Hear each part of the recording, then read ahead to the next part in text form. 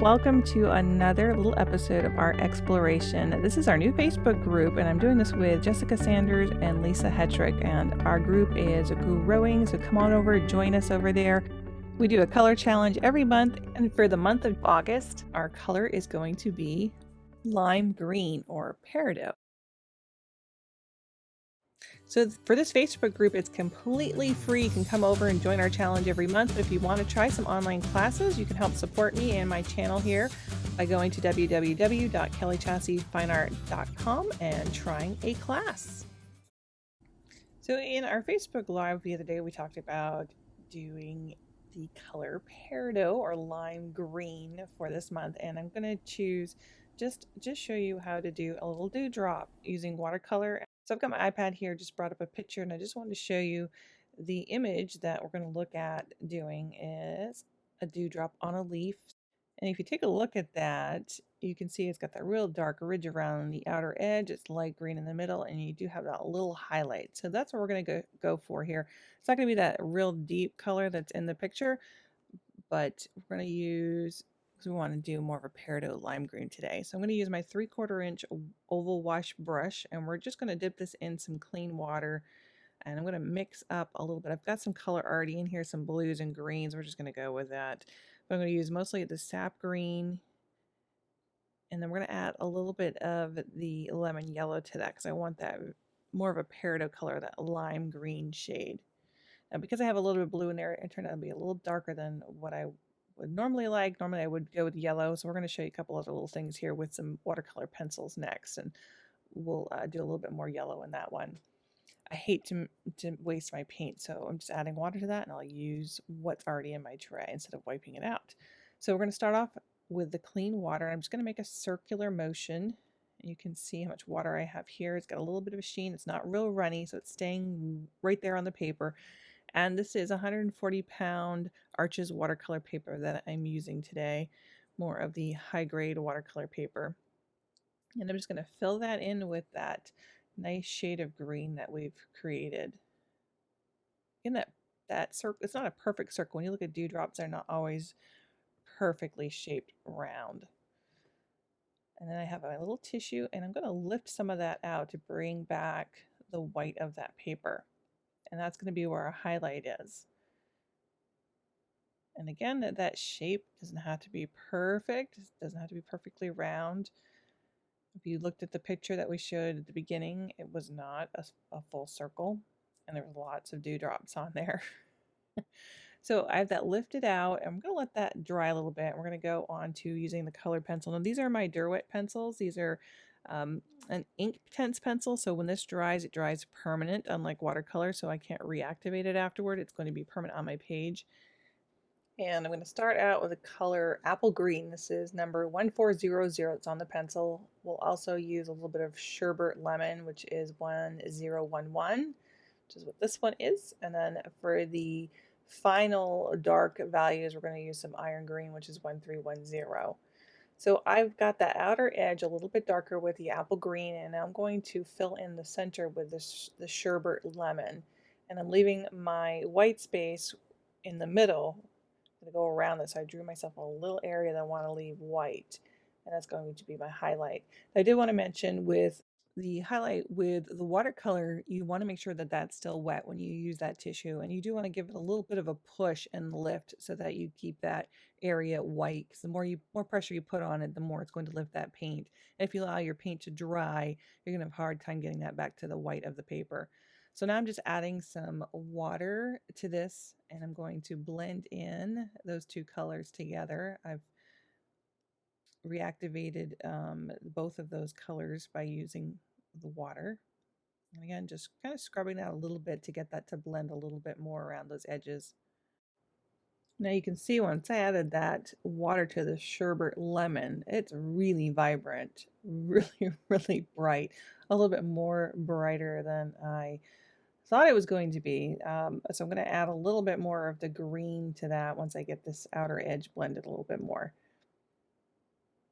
Now, because this is now wet, what's going to happen is when I put that dry pencil to it, it's going to automatically bleed a little bit more. This is no longer a dry paper that I'm working with.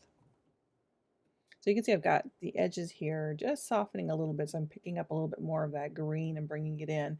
Now you can also take a wet brush and just tap the end of your pencil if you want to add a little bit of color to that.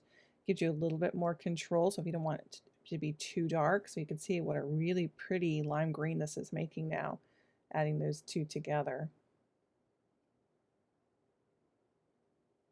Again, I'm just still trying to soften that outer edge. Now if I take my pencil now and go darker around the edge, you can see how much deeper that value is because it's already wet. Again, I can add a little bit more, blend a little bit more, get it to the point that I'm happy with it.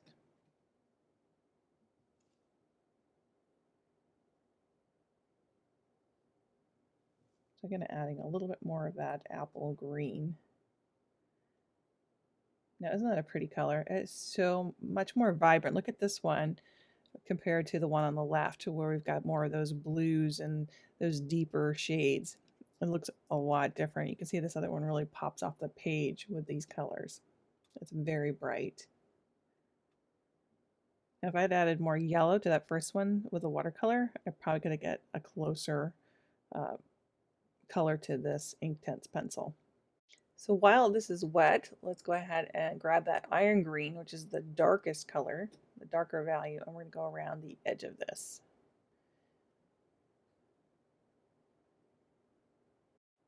And you may have noticed that I switched to a different brush. This one has a little bit more of a point to it because I want to get just the edges, and I'm also dipping that brush into the water again and touching the tip of that pencil just to pick up a little bit of color because I don't want to go too dark because it's wet. So this is going to be like watercolor. It's going to blend into some of the other colors, so we don't want it too dark in the middle area. We want to keep it light. And if I want a little bit more on the edge, I can go around where it's not quite as wet, right on that very edge, and that's not going to blend quite as much. So I can get a really nice deep color.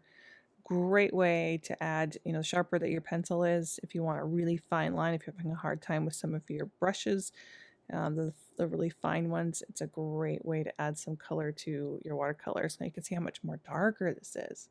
Then if I want to put a little bit in here, if I go more deeper color like we had in that original picture, this is that deep dark shade. So it's working with those lights and those darks to create that illusion of that droplet just really popping off the page. And we'll go back in a little bit more with the apple green. Again, just blending it. You can do it right on the wet paper. This is what's really fun about these pencils. Blending those two together. And again, you can see the brightness that this has. It's just so vibrant. Again, just tapping in colors here and there, grabbing my brush again and just smoothing that out. Now you do have to practice a little bit with how much water. Again, it's just like with watercolor. How much water do I use? The more water you have, the more those paints and those colors and those pencils are going to spread on you. And that just takes practice. Lots of practice to see what it's going to do. So you can try not just one of these, try a bunch of them. Fill your whole paper with these little things. It's a really fun experiment. And you'll notice that the more that you do it, the better you get. You'll have some that are better than others. I'm going to outline that just a little bit more because it does have a little edge around it. And again, let's go back in and soften that a little bit more. Now this brush is a Princeton number 10 called a Snap. It's a fun little one. I've used this one quite a bit. I like the point on that one.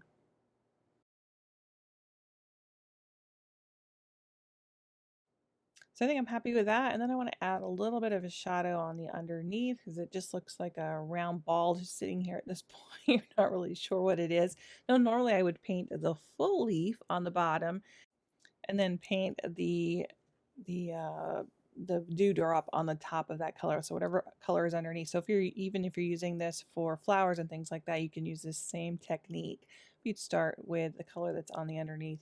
And I think I'm going to add that as an extra bonus for those of you that are members on my online art class site, on my website at www.kelliechasseffineart.com. So if you haven't signed up for that yet, go ahead and head over and check it out. It's a full bundle for the whole year for 2020 on there, and you can watch all of the videos that I've done so far this year on there, and a couple little extras. So I'm just taking that and blending a little bit more, adding a little bit more water, and you can actually lift some of that color before it dries. So remember, it's like watercolor until it dries, then it becomes permanent. So with that nice little shadow under there, it looks more like a drop on something rather than just on the white paper. And you can see here on the full one, you can see how much better that looks when it's really popping out on top of something. So the watercolor is dry. So now I'm going back in and adding that darker shade around the outside, and then just a little bit more in here. I want to get a little bit darker value. I'm going to try to get this a little bit closer to the one on the right hand side. I want it a little bit brighter, so I'm going in with some yellow and adding that. That's the lemon yellow. And it's not completely dry. You can see it still has a little bit of movement in there. But I'm re-wetting all of this now, so I'll be able to add more color on top of this. Again, I want that outer edge just to have a little bit more of a darker value. So I've got a little bit of the ultramarine blue, a little bit of the umber, and I'm mixing that in with sap green and just mixing in a couple different colors here to get the shade that I'm looking for a little bit darker. There's a little bit of viridian green in there too, which has got a lot of blue already in it. Again, let's go around the outer side here to get that nice sharp line. You can see it really starts to look more three-dimensional when you start to add some of those other darker colors in there. So I still want a little bit brighter, a little bit more yellow.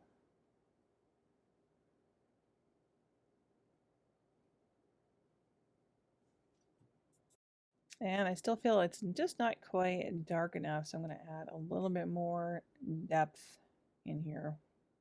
Again, a little bit more of that blue shade.